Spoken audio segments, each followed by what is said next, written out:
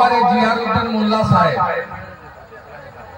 গেরুয়া কাপড় খুলিয়েছিলেন, সবুজ কাপড় পরিয়েছিলেন। কেমন আছেন মোল্লা সাহেব?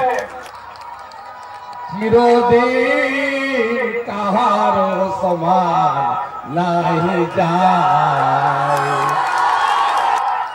এক বছর পরে গেরুয়া লাগিয়েছে। হিন্দুর বাচ্চা মরে যায়নি।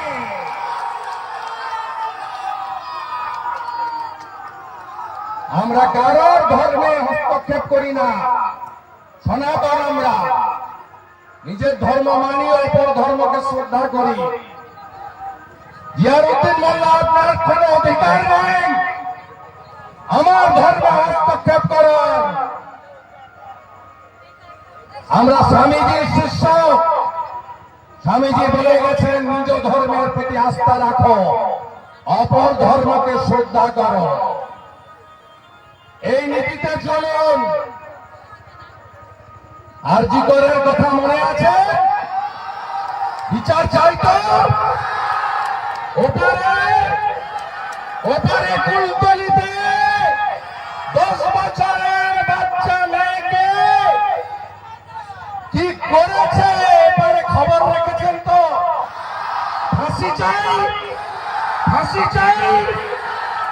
আমার মাটি, আমার দেশ, ধর্ষকদের করব শেষ। তাই তো? আমার মাটি, আমার দেশ, আমার মাটি, আমার দেশ, আমার মাটি, আমার দেশ। মা, দিদি, বোন, মেয়ে, কারোর সুরক্ষা নেই বাংলায়। মা দুর্গা দেবী, তুমি অভাব শক্তি হয়ে আমাদের শক্তি দাও।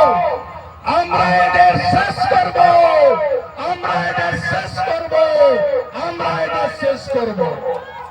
সবাই ভালো থাকবেন। মায়েদের হাতে কিছু নতুন বস্ত্র অর্ঘ হিসেবে তুলে দেবো। দান নয়, অনুদান নয়। সবাই নিয়ে অষ্টমীর দিন স্নান করে শুদ্ধ কাপড় পরে মায়ের কাছে নিজের পরিবারের যেমন প্রার্থনা করবেন, প্রার্থনা করবেন আরজি করের ডাক্তার বোনের জন্য, জয়নগরের কুলতলির ওই বাচ্চা মেয়েটার জন্য।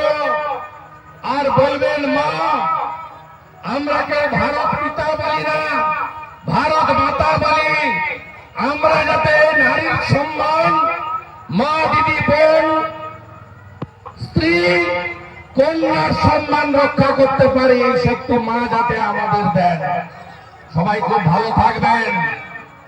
শেষে একটা কথাই বলবো, जो बांटेगा वही काटेगा।